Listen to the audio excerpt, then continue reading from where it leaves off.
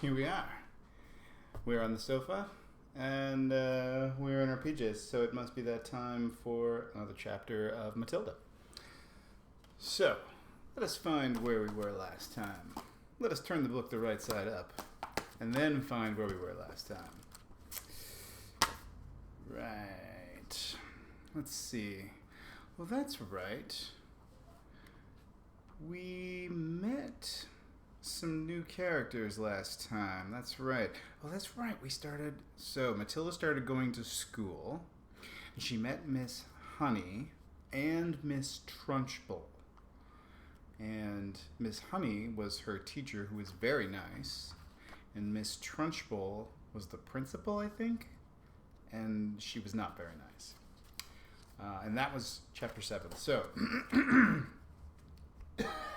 okay. Chapter 8.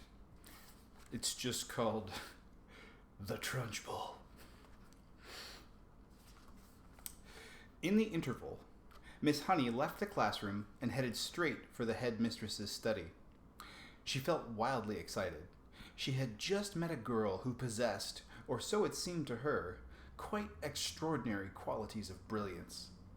There had not been time yet to find out exactly how brilliant the child was, but Miss Honey had learned enough to realize that something had to be done about it as soon as possible. It would be ridiculous to leave a child like that stuck in the bottom form. Normally, Miss Honey was terrified of the headmistress and kept well away from her, but at this moment she felt ready to take on anybody. She knocked on the door of the dreaded private study. "Enter!" boomed the deep and dangerous voice of Miss Trunchbull. Miss Honey went in. Now, most head teachers are chosen because they possess a number of fine qualities. They understand children, and they have the children's best interests at heart. They are sympathetic, they are fair, and they are deeply interested in education. Miss Trunchbull possessed none of these qualities, and how she ever got her present job was a mystery. She was above all a most formidable female. She had once been a famous athlete, and even now the muscles were still clearly in evidence.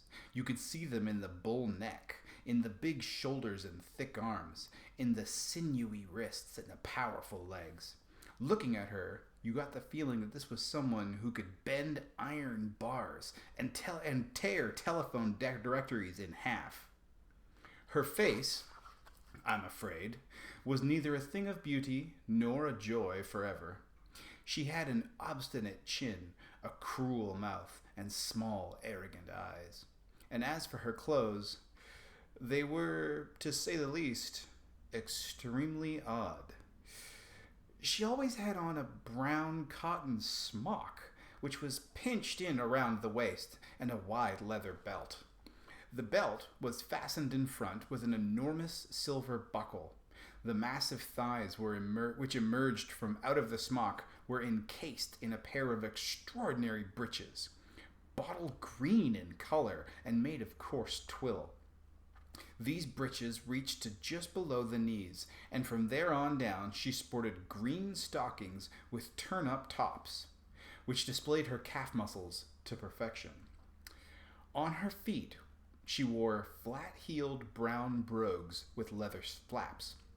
She looked, in short, more like a rather eccentric and bloodthirsty follower of the staghounds than the headmistress of a nice school for children. When Miss Honey entered the study, Miss Trunchbull was standing beside her desk with a look of scowling impatience on her face. "Yes, Miss Honey," she said. "What is it you want?" "You're looking very flushed and flustered this morning. What's the matter with you? Have those little stinkers been flicking spitballs at you?" "No, headmistress. Nothing like that." "Well, what is it then? Get on with it. I'm a busy woman." As she spoke, she reached out and poured herself a glass of water from a jug that was always on her desk. "There's a little girl in my class called Matilda Wormwood," Miss Honey began. "That's the daughter of the man who owns Wormwood Motors in the village," Miss Trunchbull barked. She hardly ever spoke in a normal voice. She either barked or shouted. "An excellent person, Wormwood," she went on. I was in there only yesterday. He sold me a car, almost new, only done 10,000 miles. Previous owner was an old lady who took it out once a year at most. A terrific bargain. Yes, I liked Wormwood. A real pillar of our society. He told me his daughter was a bad lot, though. He said to watch her. He said if anything bad ever happened in the school, it was certain to be his daughter who did it. I haven't met the little brat yet, but she'll know about it when I do. Her father said she's a real wart. Oh no, headmistress. That can't be right, Miss Honey cried. Oh yes, Miss Honey, it darn well is right. In fact, now I come to think of it, I'll bet it was she who put that stink bomb under my desk here first thing this morning. The place stank like a sewer. Of course it was her. I shall have her for that. You see if I don't.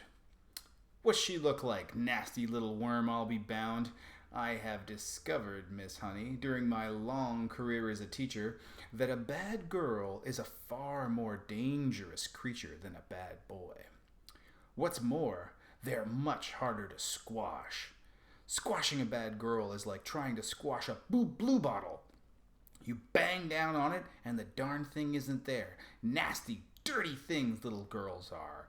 Glad I never was one.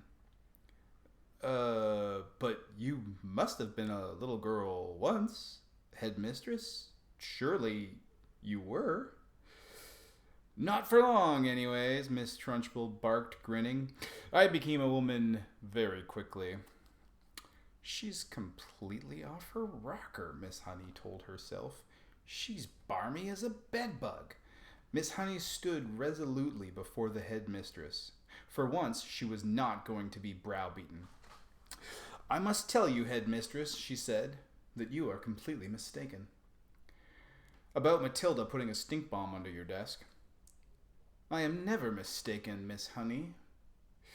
But, headmistress, the child only arrived in school this morning and came straight to the classroom. Don't argue with me, for heaven's sake, woman. This little brute, Matilda, or whatever her name is, has stink-bombed my study. There's no doubt about it. Thank you for suggesting it. But I didn't suggest it, headmistress. Of course you did. Now, what is it you want, Miss Honey? Why are you wasting my time? I came to talk to you about Matilda, headmistress. I have extraordinary things to report about the child. May I please tell you what happened in class just now? I suppose she set fire to your skirt and scorched your knickers, Miss Turnbull snorted. No, Miss Honey cried out. Matilda is a genius. At the mention of this word, Miss Trunchbull's face turned purple, and her whole body seemed to swell up like a bullfrog. A genius? She shouted. What piffle is this are you talking, madam? You must be out of your mind. I have her father's word for it that the child is a gangster. Her father is wrong, headmistress. Don't be a twerp, Miss Honey. You have met the little beast for only half an hour, and her father has known her all her life. But Miss Honey was determined to have her say, and she now began to describe some of the amazing things Matilda had done with arithmetic. So, she's learnt a few tables by heart, has she? Miss Trunchbull barked. My dear woman, that does not make her a genius. It makes her a parrot. But, headmistress, she can read. So can I, Miss Trunchbull snapped. It is my opinion, Miss Honey said, that Matilda should be taken out of my form and placed immediately in the top form with the 11-year-olds. Ha! Snorted Miss Trunchbull. So you want to get rid of her, do you? So you can't handle her. So now you want to unload her on the wretched Mrs. Plimsoll in top form, where she will cause even more chaos? No, cried Miss Honey. That is not my reason at all. Oh, yes it is, shouted Miss Trunchbull. I can see through your little plot, madam, and the answer is no. Matilda stays right where she is, and it is up to you to see that she behaves herself. But, headmistress, please. Not another word, shouted Miss Trunchbull, and in any case, I have a rule in this school that all children remain in their own age groups, regardless of ability. Great Scott, I'm not having a little 5-year-old brigading around with the senior girls and boys in the top form. Who ever heard of such a thing? Miss Honey stood there helpless, but this great red-necked giant. There was a lot more she would like to have said, but she knew it was useless. She said softly, "Very well, then. It's up to you, headmistress." "You're darn right it's up to me," Miss Trunchbull bellowed. "And don't forget, madam, that we are dealing with a little viper who put a stink bomb under my desk." "She did not do that, headmistress." "Of course she did it," Miss Trunchbull boomed. "And I'll tell you what, I wish to heavens I was still allowed to use the birchen belt like I did in the good old days. I'd have roasted Matilda's bottom for her so she couldn't sit down for a month." Miss Honey turned and walked out of the study feeling depressed, but by no means defeated. "I am going to do something about this child," she told herself. "I don't know what it'll be, but I shall find a way to help her in the end." Interesting. So Matilda has an ally, and it sounds like a new enemy.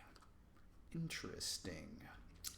Well, next time we will find out what happens in Chapter 9, which is called The Parents. Intriguing. Very well. Until next time, time for some sleep. Good night.